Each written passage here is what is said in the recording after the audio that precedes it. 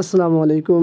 আবারও হাজির হলাম আপনাদের মাঝে নতুন আরেকটি ভিডিও নিয়ে। আপনারা দেখতে পাচ্ছেন আমাদের সামনে একটি আসুস ব্র্যান্ডের মনিটর আছে এবং এটি একটি বর্ডারলেস মনিটর। অলরেডি আপনারা দেখতে পাচ্ছেন সমস্যাটি হলো মূলত প্যানেলে। আর প্যানেলে আপনারা দেখতে পাচ্ছেন একটি সিগনেচার আছে, এটা ফলো রাখবেন। আর এখানে আমরা দেখতে পাচ্ছি একটা ডিসি পোর্ট, বিজিএ পোর্ট এবং এইচডিএমআই। তো পাশাপাশি আমরা যে সমস্যাটা দেখতে পাচ্ছি সেটা হলো মূলত প্যানেল থেকে। তো আমরা আসলে যে বিষয়টা এখানে দেখছি যে এটা হলো প্যানেলটা হলো ফ্লিকিং করতেছে।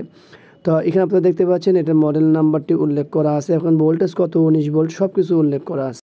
তো আমরা দেখতে পাচ্ছি এলজি এবং এইচপি আসুস 19 থাকে। তো এখানে দেখতেই পাচ্ছেন আমাদের যে কেবল সিস্টেমগুলো দেখতেই পাচ্ছেন। আর এখানে কি আছে আর কি কোনো কিছুই নেই। তো আমরা ব্যাকপার্টটি খুলেছি এবং দেখতে পাচ্ছি যে আমাদের এখানে কি প্যানেল ব্যবহার করা হয়েছে 21.5। এই হলো ভিডিও বোর্ডটি আপনারা দেখতে পাচ্ছেন। আর এই পাশেও আমাদের টিকন বোর্ডের কিছু অংশ আছে এখানে আঠা দিয়ে লাগানো। তো আমরা যেহেতু এখানে প্যানেলের সমস্যা পাচ্ছি, আমাদের এই টিকন বোর্ডের সমস্যা, প্যানেল টিকন বোর্ড। তো টিকন বোর্ডটি হলো মূলত আমাদের এই টেপের নিচে। আর এই টেপটি খুলতে হলে আমাদের এই যে লাইটের যে একটি কেবল দেখতে পাচ্ছেন এটা খুব সাবধান। অনেক ক্ষেত্রে আমরা ওই কষ্টি ফোটাতে সময় আমাদের দেখা গেছে এই কেবলটি ছিঁড়ে যায়। তো এই কেবলটি দেখতে পাচ্ছেন কত বড়, ছিঁড়ে গেলে একটু সমস্যা। তো এখানে দেখতে পাচ্ছেন আমাদের এই যে কয়েল, ড্রাইভার কয়েল, এখানে তো 5 ভোল্ট ইন হবে। এটা হলো আমাদের ডিসি টু ডিসি আইসি। আর পাশাপাশি এখানে যে সিস্টেমগুলো আছে সেগুলো ভোল্টেজ ইন সিস্টেম।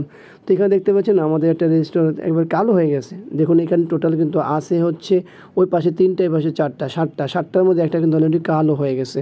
তো কেন কালো হয়েছে সেটা এটা ফলো রাখতে হবে এবং খেয়াল রাখতে হবে যে কালোর পিছনে কারণ কি এবং এটার আদৌ কি এইটার কারণেই সমস্যা হচ্ছে কিনা অথবা অন্য কোনো কারণে এটা কালো হয়েছে কিনা সেই বিষয়গুলো দেখব।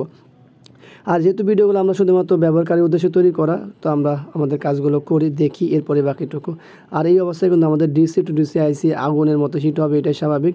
এখানে হাত দিলাম, হাতটা পুড়ে গেল, এত গরম হয়েছে।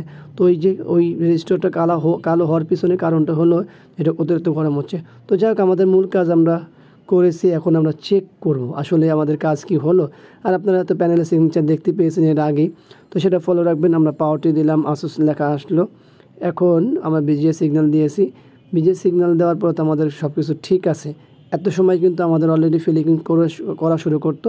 তো যেহেতু আমাদের মূল কাজ হয়ে গেছে ইনশাআল্লাহ আশা রাখি, তো আমরা এটা ঘুরিয়ে নিলাম।